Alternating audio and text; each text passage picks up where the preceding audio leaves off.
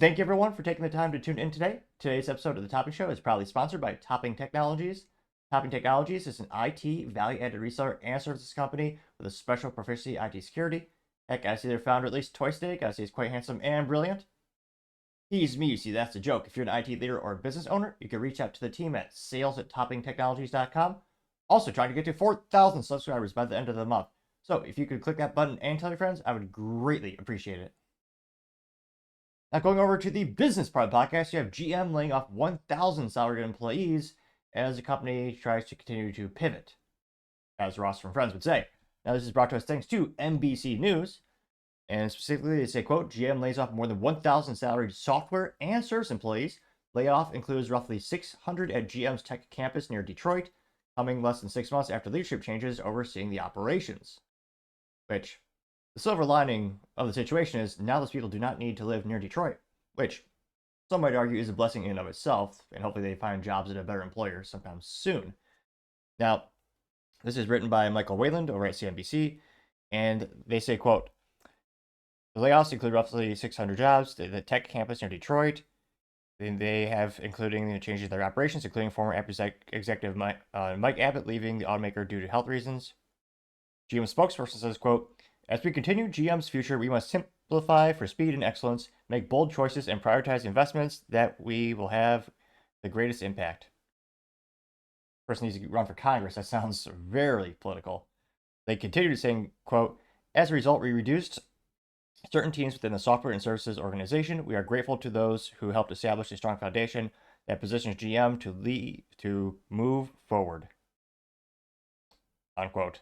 Which, it looks like when they hammer out the numbers, that correlates to about 1.3% of the company's global workforce, which looks like they had last year, they had about 76,000. That includes 53,000 U.S. salaried employees. Now, they say that, quote, software specifically monetizing has been a major focus for automakers, including GM, as it eyes recurring revenue opportunities such as subscriptions to piss off consumers. Well, they didn't say that. I said that last part. I can't help but see more and more of these companies having subscriptions for something as rudimentary as a key fob or heated seats, which thankfully there's so much pushback when BMW tried to do the heated seat subscription, they quickly acquiesced.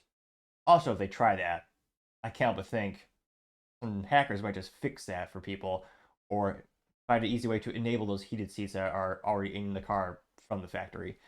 So that's why I'm a little skeptical about them installing certain features but not enabling them simply with software. I think there'd be some workarounds, so to say. Now, GM is also struggling. Well, it's not really news, but yeah, I'm still surprised the CEO has not been let go yet. The stock is finally increasing. It's been years of basically nothing.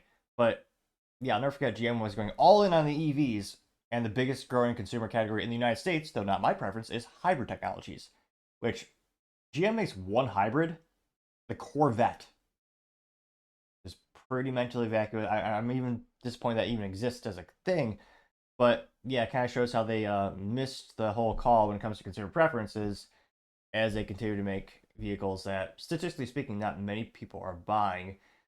But thank goodness they still make gasoline-powered trucks where many of the profits currently come from. So it's unfortunate that these employees are being let go. Now, thankfully, there's a lot of other big automotive companies. Hopefully they're growing and they'll be able to hire those folks and they'll be able to find gainful employment among the competitors. But not good news for the folks over in Michigan these days. Thank you everyone for taking the time to tune in. Again, try to get to 4,000 subscribers by the end of the month. So if you can click that button, I greatly appreciate it. Also, leave me a thumbs up, thumbs down, or comment. It's a great way to give me some additional feedback, letting me know how I can make the show better and better. Lastly, don't forget to take the time to tell your family, tell your friends, tell your coworkers, heck, tell your enemies, tell anyone and everyone. Just stay safe, fight the good fight.